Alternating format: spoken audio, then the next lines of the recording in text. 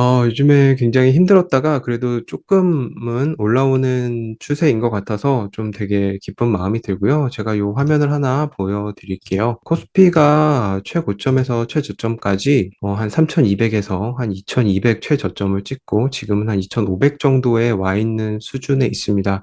많은 분들이 물려 계시기도 할 것 같고요. 네. 많은 분들이 뭐 2,200에서 사신 분들도 분명히 있겠죠. 근데 52주 최고점과 최저점 차이가 한 30% 이상 나고 있으니까요. 소위 말해서 물린 투자자 그리고 수익 중인 투자자가 극명하게 갈리고 있는 시장이라고 생각을 하고 있습니다. 근데 제 생각에는 아무래도 수익 중인 분들보다는 손실 중인 분들이 더 많이 드러나게 돼 있거든요.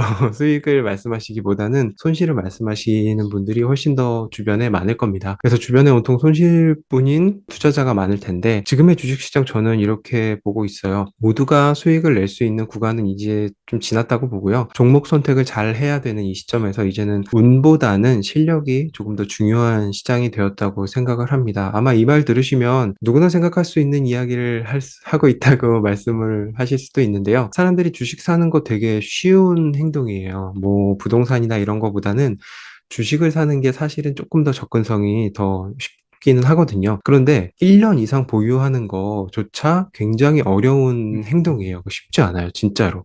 한번 해보시면 아실 겁니다. 왜냐하면 그거는 이제 지속해야 되는 행동이기 때문이에요. 한 종목을 1년 이상 보유하기 위해서 할 일은 시장에 꾸준히 남아서 꾸준히 매수를 해야 되는 겁니다. 그러면 제가 결론을 말씀을 드릴게요. 지금 시장은 누가 더 의자에 오래 앉아 있느냐 경쟁하는 시기라고 봅니다. 어, 공부 잘하려면은 머리 쓰는 거보다 의자에 오래 앉아서 버텨야 되잖아요. 공부, 옹달님도 잘하셨으니까 뭐 되게 알고 계실 거예요.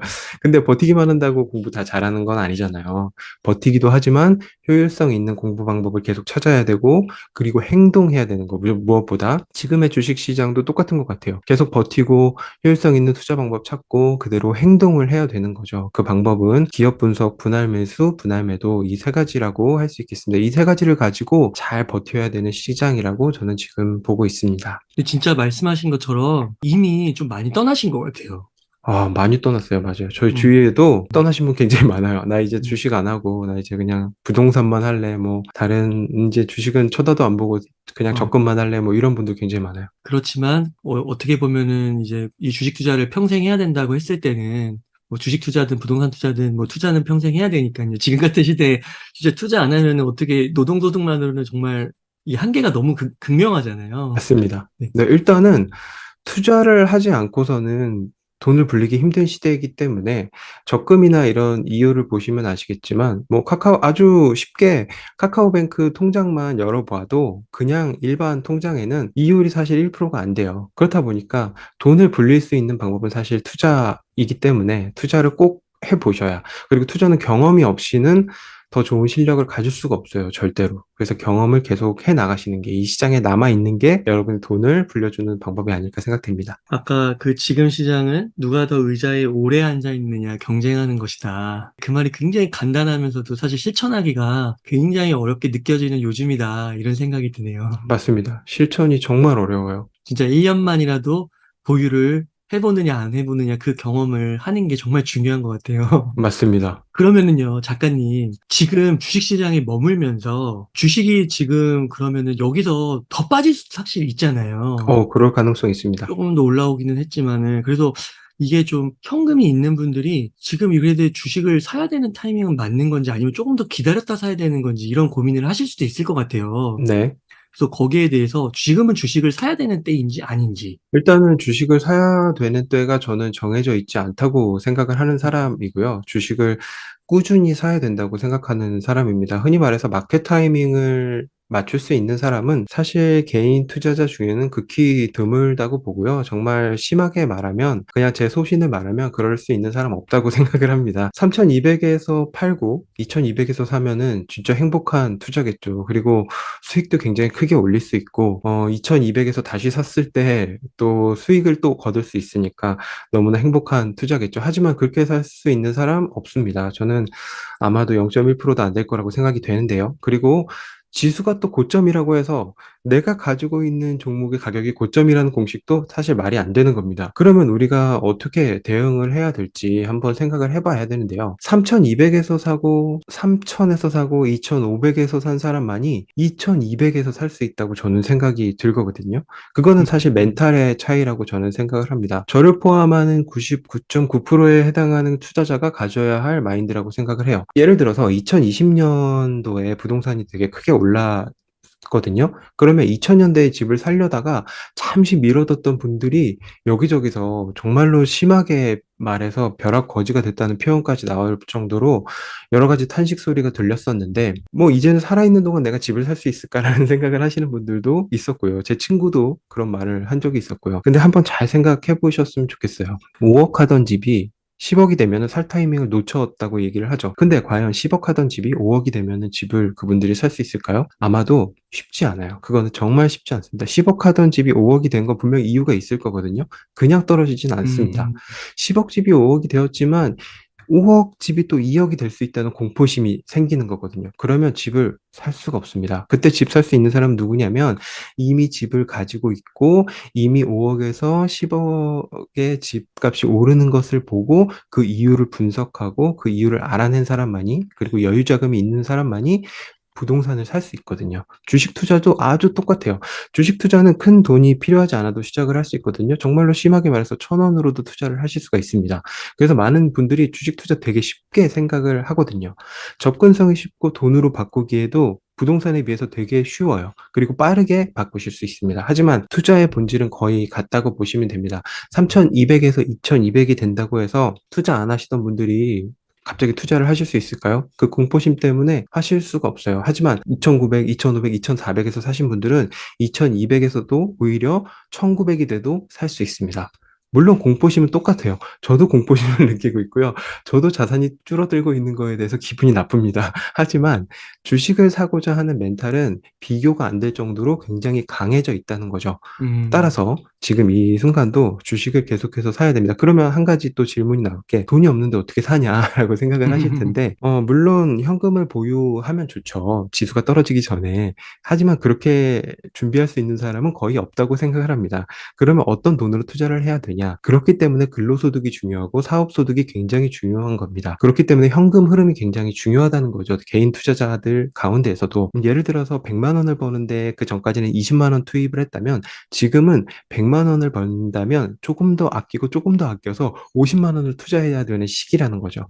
그렇게 주식을 계속해서 사셔야 2200에서 사실 수 있고요. 1500이 간다고 해도 사실 수가 있습니다. 그래서 지금 이 순간도 주식을 사셔야 된다고 저는 생각을 합니다. 아, 네. 주식을 사야 된다. 그 사는 버릇을 들여야 계속 이제 그 멘탈을 강화할 수 있는 거니까요. 맞습니다. 그게 하지도 않다 갑자기 그렇게 이론상으로 되는 게 아니다. 절대로 할 수 없습니다. 제가 그렇군요. 주변에서 한 음. 분 예를 들어 드리면, 코로나 이제 바이러스 때문에 지수가 엄청나게 하락을 했을 때, 제가 아는 분은 이제 은행에 계신 분이었는데, 어떤 이제 은행 고객분이 이제 은행을 통해서 삼성전자 주식을 한 몇억 원어치 사셨대요. 그래서 엄청나게 수익을 많이 올리셨죠. 그것을 보고 이제 이번에도 가능할 것이다. 그래서 자신은 이제 돈이 없으니까 대출을 많이 받아서 8만 원, 9만 원 정도의 삼성전자 주식을 사신 거죠. 그러면 굉장히 이게 또 올라가겠다라고 생각을 하셨는데, 지금 꽤 많은 손실을 보고 계시고 이미 반은 파셨고요. 손실을 보고, 그리고 반은 남겨두셨는데, 이렇듯 남이 하는 걸 보고 따라하는 거, 또는 내가 생각하기에 고점이다, 저점이다라고 생각하는 것, 맞기는 힘들다는 거죠. 그래서 제가 늘 말씀드리는 말씀 중에 하나가 뭐냐면, 주식 가격은 내가 생각하는 것보다 더 올라가고 내가 생각하는 것보다 무조건 더 떨어진다. 라고 늘 말씀을 드리고 있습니다. 그러면은 주식을 사야 된다고 했을 때 어떤 주식을 사야 될까요? 일단은 되게 심플하게 한번 말씀드려 볼게요. 일단 나만의 기업 분석을 해야 됩니다. 그러니까 기업 분석을 뭐 어디서 보거나 이런 게 아니라 나만의 기업 분석을 해야 돼요. 그게 거창한 게 아니라 뭐 FOMC 회의를 뭐 주목하고 뭐 CPI 뭐 PMI 이런 거 주목하고 이런 것도 굉장히 중요하지만, 그것보다 나만의 기업 분석 방법이 있다, 없다가 굉장히 중요해요. 일단은 나만의 기업 분석을 아직 하지 못하시는 분들은 지금 지수 ETF를 사시는 게 저는 좋을 것 같아요. 그리고 음, 분할 매수를 하셔야 돼요. 지금 한 번에 다 사시면은 안 되고요. 분할 매수를 하셔야 되는 거죠. 남이 해준 기업 분석은 그 안에 있는 분석을 참고만 하시면 돼요. 그 사람이 어쨌든 마지막에는 의견을 낼 거거든요. 이것을 살지 말지, 그리고 목표 가격이 얼마인지를 말을 할 겁니다. 하지만 그 내용이 나의 투자에 영향을 주어서는 안 돼요. 왜냐하면 그분은 분석하는 분들이지 시장을 맞추는 분들이 아니에요. 하지만 끝에 왜 그런 의견을 내냐면 그 의견을 원하는 사람들이 있기 때문에 의견을 내는 거거든요. 따라서 분석만을 취하고 나만의 기업 분석으로 그것들을 흡수를 해야 됩니다. 그래서 나만의 기업 분석이 가능하신 분들이라면 저는 개인적으로 반도체하고 바이오 종목을 조금 분석해 보시는 게 좋지 않을까라는 어, 생각이 듭니다. 반도체는 지금 매우 되게 혼란스러운 상황이거든요. 미국하고 중국하고 이제 패권 다툼이 반도체 중심으로 전개가 돼 가는 상황이고, 이 마치 예전에 중동 국가들하고 석유 놓고 이렇게 다투던 모양하고 저는 비슷하다고 보거든요. 지금은 반도체가 어쨌든 모든 전자기기에 들어가고 계속해서 인공지능이나 AI 이런 부분들이 강화될수록 자율주행이 강화될수록 반도체는 정말 핵심 산업일 수밖에 없는 거거든요. 그래서 한국 반도체 산업에도 큰 변동이 일어나고 있어요. 변동성은 아무래도 큰 손실이 될 수도 있고 반대로 큰 수익이 날 수도 있다는 뜻이죠. 그래서 저는 지금 삼성전자를 계속 모으고 있어요. 예전에 나왔던 영상을 보셔도 알겠지만 그때도 모으고 있었고요. 지금도 모으고 있습니다. 어, 이번 달에 나오는 배당이 있거든요. 네, 그 배당금으로 휴가를 다녀올 계획이 있고요. 어, 네, 바이오 산업도 이제 분석을 해보시면은 기회가 있다고 저는 충분히 생각을 해요. 한국 바이오 하면은 많은 분들이 손실을 얻으신 거에 대해서만 생각하시는 분들이 굉장히 많고, 일단 신약 개발에 있어서는 사실 한국 바이오 기업들이 약한 게 사실입니다. 왜냐하면 파이프라인도 그렇게 많지 않고, 신약을 개발하기란 굉장히 힘든 일이에요. 돈도 굉장히 많이 들어가는 거고, 어쨌든 파이프라인이 굉장히 많아서 그 중에 하나가 임상을 성공을 해야지 신약으로 나오는 건데, 그렇게 되면 일단 신약이 출시가 되면 매출은 엄청나게 올라서 그 기업의 수익이 굉장히 극대화되겠죠. 하지만 우리나라의 신약 개발하는 기업들은 사실 파이프라인이 많지 않아요. 그래서 저는 신약 개발보다는 그 외의 부분으로 분석을 해보시면은 조금 좋을 것 같아요. 그냥 이거는 예인데, 저는 얼마 전까지 ST팜이라는 종목을 모아가고 있었는데 생각보다 빨리 목표가에 도달을 해가지고 지금은 다 정리하고 포지션 갖고 있지 않은 상황인데, 그렇게 신약 개발 이외의 것들을 하는 거, 그러니까 복제약을 만들거나 아니면 복제약을 만드는 그런 기술을 갖고 있는 그런 회사들을 중점적으로 보시면 참 좋을 것 같아요. 뭐 삼성 바이오로직스라든지 셀트리온이라든지 아니면 SD 바이오 센서라든지 이런 회사들은 사실 되게 고점에 비해서 엄청나게 많이 하락을 한 상태거든요. 근데 결국에는 바이오 산업이 뭐 바이러스라든지 아니면 인구의 노령화라든지 이런 부분에서 충분히 좋은 매출을 가져갈 수 있다고 생각을 합니다. 노령화가 되면은 사실 모든 산업이 쇠퇴하기 마련인데, 노령화가 되면 될수록 약은 더 많이 필요하게 되거든요. 그래서 노령화가 될수록, 그리고 바이러스가 지금처럼 뭐 신종 바이러스가 나오거나 또 사람에게 위협이 될 수 있는 그런 산업을 보자면 분명히 바이오 산업에도 큰 기회가 있을 거라고 생각이 들고요. 개별 기업 분석이 굉장히 어렵다면은, 그리고 변동성이 굉장히 힘들다면은 바이오 산업에 대한 기대와 확신을 가지신 분만 네, 바이오 ETF를 사시는 것도 좋은 방법이라고 저는 생각이 듭니다. 그래서 결론을 말씀드리면, 일단은 나만의 기업 분석을 하지 못하시는 분들은 지수 ETF로 접근을 하시는 게 좋을 것 같고요. 분할 매수, 분할 매도는 당연히 하셔야 되는 거고, 그리고 개별 주식으로 보자면 반도체 종목 또는 신약을 만들지 않는 그 외에 바이오 산업을 하고 있는 기업을 중점적으로 보시거나, 그것도 힘들어 하신다면 바이오 ETF도 좋은 선택이다라고 말씀드릴 수 있겠습니다. 음, 그 반도체랑 바이오를 좀 언급해 주셨는데, 네. 한국 주식 중심인가요? 미국 주식은 아니고요? 네, 저는 지금은 모두 말씀드리는 게 한국 주식 중심입니다. 왜냐면 환율이 지금 1,300원대에 음, 있고, 저는 미국 주식을 지금 살 시기는 적어도 환율이 1,200원대 초반이 어, 되어야 미국 주식을 사는 게 좋다고 저는 생각하기 때문에 오늘 말씀드리는 건 모두 한국 주식 중심이라고 생각하시면 됩니다. 아, 그렇군요. 그래서 반도체랑 바이오 쪽을 조금 언급을 해주셨는데, 네. 한 가지 그 반도체에서 아까 삼성전자 좀 언급을 해주셨는데요. 네. 아, 삼성전자 진짜 주가 보면은 좀 답답한 게 좀 있잖아요. 아, 저도 힘들어요. 저도 힘듭니다. 막 다른 주식들은 뭐 그래도 좀 올라가기도 하고 변동이라도 있긴 한데 뭐 삼성전자는 계속 좀 하락하기도 하고 뭐 한 2, 3%또 올랐다가 또 지지부진하고 이래가지고 좀 답답한데 괜찮을까요? 일단 저는 네. 삼성전자는 굉장히 괜찮다고 생각을 합니다. 그리고 삼성전자 주가는 원래 이랬어요. 네.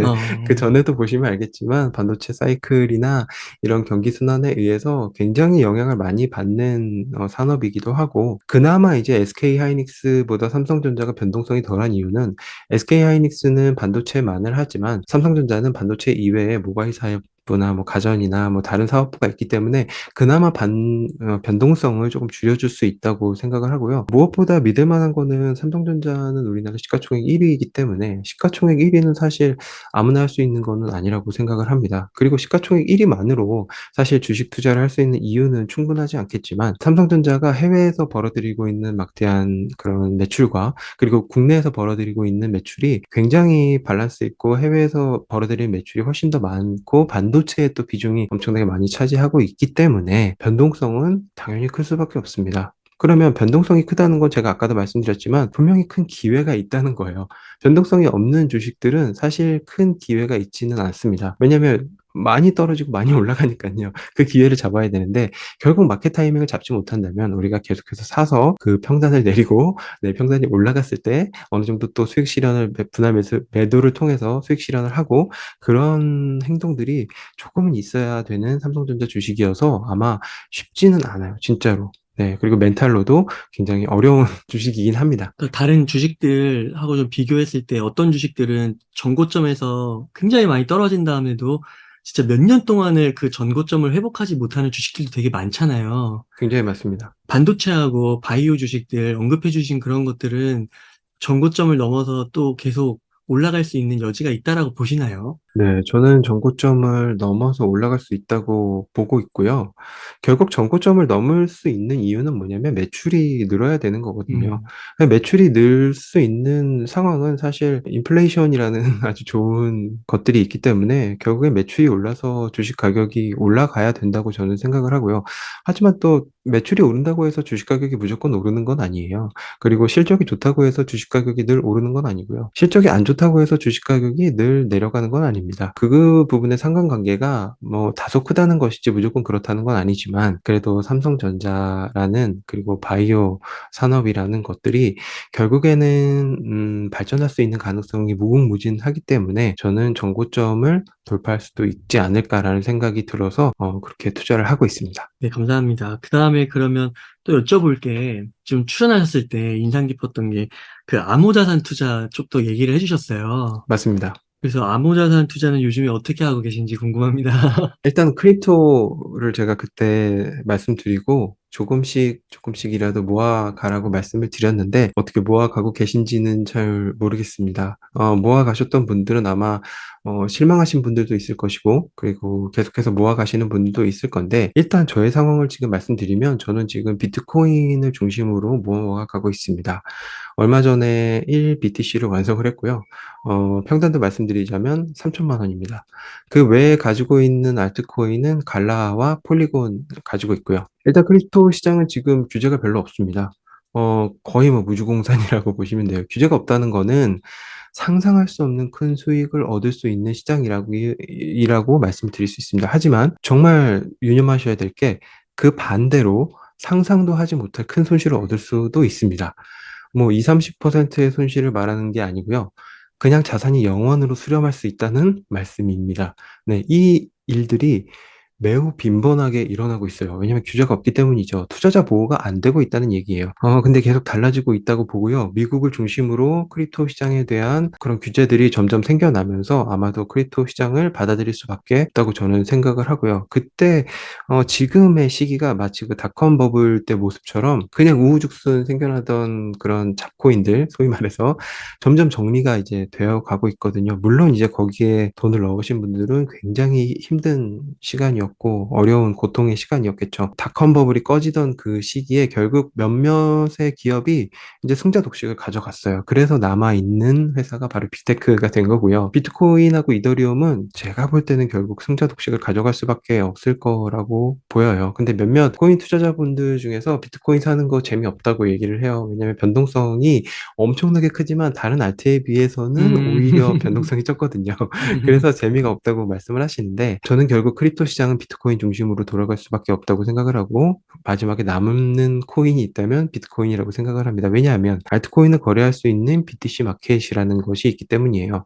비트코인은 마치 그 석유를 거래할 때 달러만 써야 되는 것처럼 알트코인 거래할 때 사용이 되고 있습니다. 물론 이제 스테이블 코인이라는 테더나 USDC 같은 게 있지만 비트코인 시총보다는 훨씬 작거든요. 비트코인 시총이 지금 현재 600조 원 정도 되고요. USDT 테더는 87조 원이고요. USDC는 70조 원입니다. 그리고 이더리움 같은 경우도 이제 작업 증명 방식에서 지분 증명 방식으로 넘어가는 그런 여정이 꽤나 좀 험난할 것으로 보고 있고요. 굉장히 어려운 말이라고 생각하실 텐데 그냥 아주 심플하게 말씀드리면 비트코인과 이더리움이 코인에서는 짱이다라고 말씀드릴 수 있겠습니다. 네. 그래도 주식 가격에 비하면 아주 변동성이 크기 때문에 늘 조심하셔야 되고요. 크립토에 투자하시려면 반드시 크립토를 이해를 하셔야 되고 공부를 하셔야 되고 변동성을 견딜 멘탈이 필요합니다. 그래서 저는 지금 비트코인을 중심으로 모아가고 있습니다. 어떤 분들은 1가구 1 비트코인이라고 얘기하기도 하고, 그쵸? 1인 1 비트코인이라고 얘기도 하기도 하고 그러는데, 맞아요. 그 말에 동의를 하시는 건가요? 매우 동의하고 있습니다. 저는 어, 그래서 1비트코인을 만든 이유도 어, 1가구 1주택처럼 1가구 1비트코인 정도는 어, 보험으로 들어놓을 만한 가치가 있지 않나라는 생각이 음. 들어서 1비트코인 모았고요. 지금도 또 모을 생각이고요. 언제나 상승할 때는 모으지 마시고요. 하락할 때 모아가셔야 되는데 그게 참 말처럼 쉽지는 않죠. 그러니까 지금 비트코인도 제가 알기로 한 2,500, 600까지 떨어졌다가 2,500, 맞아요. 600만 원까지 지금 3,200만 원까지 올라왔나요? 맞습니다. 한 5, 600만 원 올라왔잖아요. 맞아요. 그러니까 이게 비트코인 모으시는 분들이 그 얘기 하더라고요. 2,500, 600대 무서워서 못 살다가 지금 또 3,200까지 올라와서 이게 또 약간 또 요즘에 안 떨어지니까 네. 떨어지면 살 것 같은데 지금 못 사겠다 또 이런 얘기하니까 계속 못 사는 거죠. 제가 아까도 말씀드렸지만 네, 못 맞아요. 그거 딱 삽니다. 그거네요. 네, 사실 수가 없어요. 저도 지금 평단이 3천만 원 이유가 있는데 3천만 원에 1비트를 산 게 아닙니다. 네, 계속해서 0.1비트, 아, 네. 0.2비트, 0.05비트 계속해서 떨어질 때마다 샀기 때문에 지금 평단이 3천만 원인 거고요. 한 번에 사실 수 있으면 참 좋죠. 하지만 언제나 변동성이 크다는 거를 꼭 생각하셔서 분할 매수하시면 훨씬 더 멘탈에 도움이 된다는 거 기억하셨으면 좋겠습니다. 그러면 작가님 지금 3천만 원 초반대인데 네, 물론 더 하락할 수도 있겠지만 네. 지금 이렇게 좀 매수해가는 타이밍적으로는 어떠신 것 같으세요? 지금은 사실 조금 기다리셔야 된다고 봐요, 저는. 네. 그래요. 제가 아까도 말씀드렸지만, 비트코인은 상승할 때 사는 건 조금 비춥니다. 음, 하락할 때 사셔야 돼요. 근데 손이 안 나가죠. 그게 좀 문제입니다. 왜냐면 음, 변동성이 너무 크니까. 음. 하루에도 5%, 10% 떨어지는 거는 아주 기본이에요. 그거는 그냥 아주 귀엽게 떨어지는 거고요. 20%, 30% 떨어질 때도 있고, 심지어는 막 40% 떨어질 때도 있으니까, 아무래도 떨어질 때 사시는 게 훨씬 더 이득이고, 정말로 내가 올라갈 때 사고 싶다. 그러면 제가 볼 때는 4천만 원을 돌파했을 때 사시는 게 좋을 것 같아요. 아, 그러니까 지금은 좀 오르더라도 또 떨어질 수 있는 가능성이 있기 때문에 조금 더 기다려보자. 4천만 원이 맞습니다. 어떻게 보면 약간 벽일 수가 있겠네요. 그렇죠. 네. 그렇게 해서 조금 지켜보면서. 그러면은 네. 그 1 비트코인이 한 얼마 정도까지 갈 거라고 예상하세요? 저의 바람은 1억을 돌파할 것으로 보는데요. 많은 이제 전문가들은 네, 올해 안에는 사실 4천만 원 돌파도 쉽지 않다라고 음. 보고 있고요. 결국에는 이제 비트코인이 채굴이 안 될 시기가 올 거거든요. 그때 아마 기로에 서지 않을까 싶어요. 분명히 채굴이 중단되는 때가 오거든요. 채굴 양이 있기 때문에. 채굴이 안 되는 그 시점에 비트코인의 소중함은 훨씬 더 많이 느껴지게 될 거고요. 투자는 언제나 리스크를 생각을 하셔야 됩니다. 그래서 비트코인도 소량 자산의 일부 정도를 뭐 모아가면 좋지만 항상 리스크도 염두에 두면서 모아가면 좋겠다. 맞습니다. 이렇게 전반적으로 오늘 말씀을 해주셔서 많은 분들이 또 다시 한번 현재의 투자를 점검해보는 시간을 가지실 수 있었을 것 같긴 한데 한 번 더 좀 이렇게 좀 물려가지고요. 좀 힘들어하시는 분들께 한 말씀 좀 해주신다면. 웃을 상황은 아닌 것 같지만 그래도 일단 기쁜 소식 한 가지 전해드리면 저도 물려 있습니다. 네, 엄청나게 물려 있어요. 네, 겉으로는 지금 웃고 있지만 속은 타들어갑니다. 여러분들과 아주 똑같아요.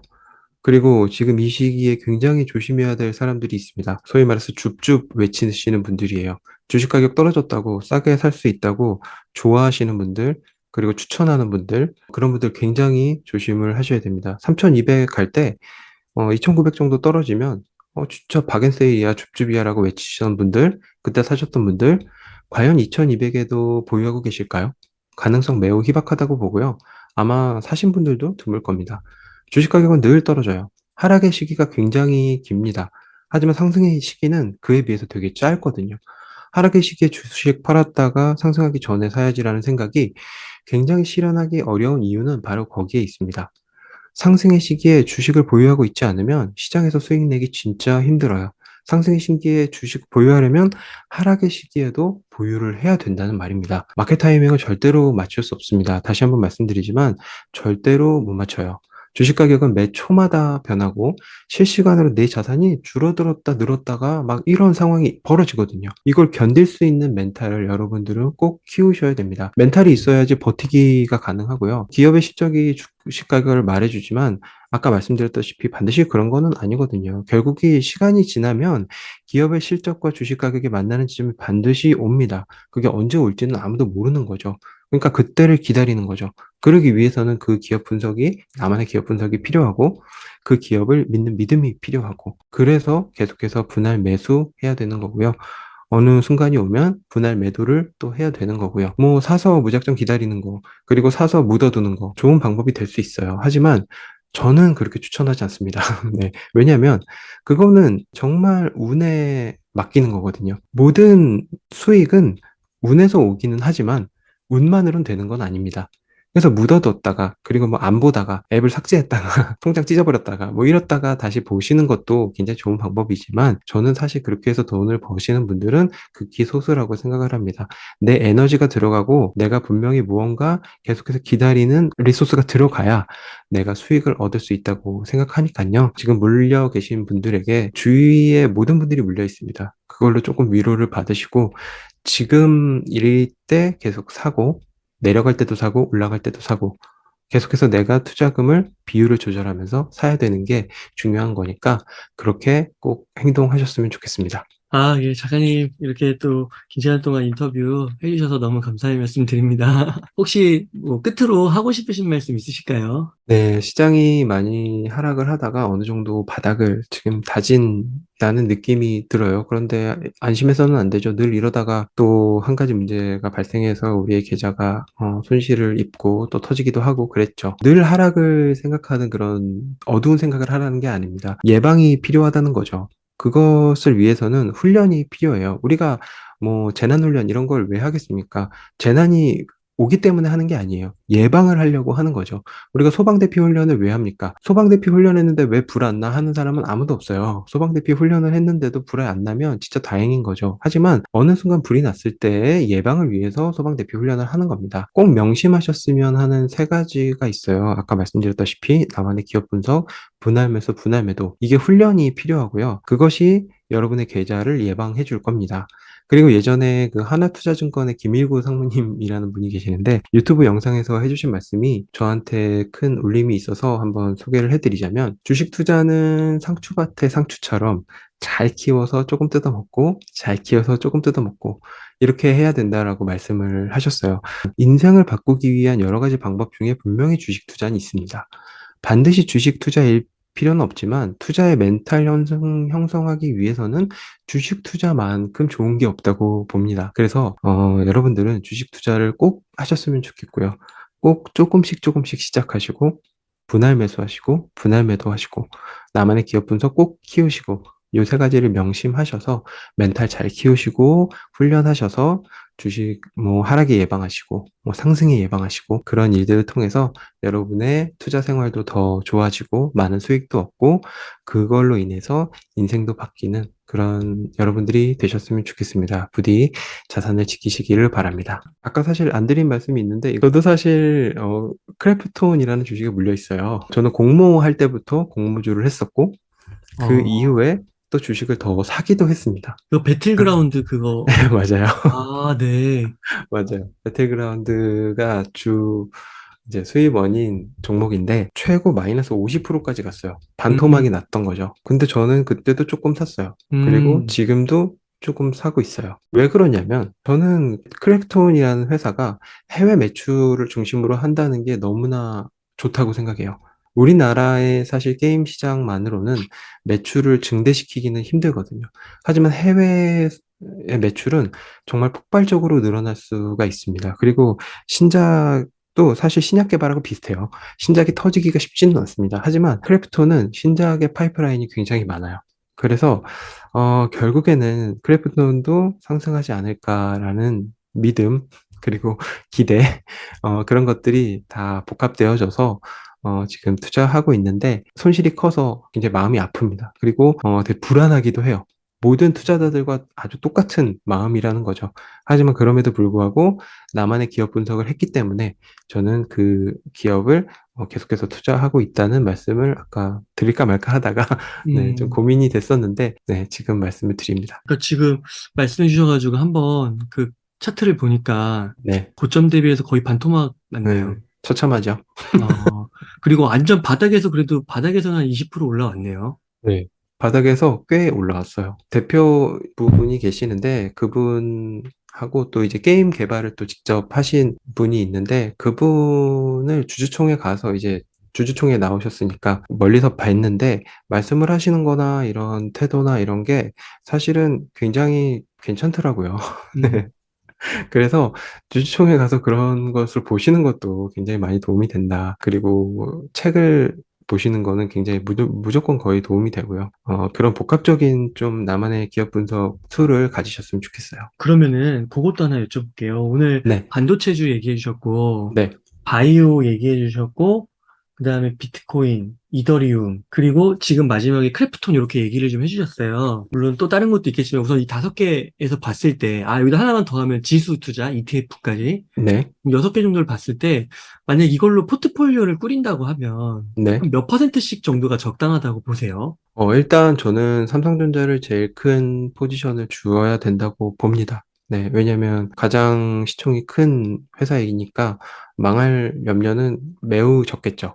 그래서 아, 굉장히 큰, 그러시면은 그 네, 삼성전자의 물을 타는 거하고 음, 크래프톤의 물을 타는 거하고 좀 느낌이 다르신가요? 완전 다르죠. 네, 아, 그러세요?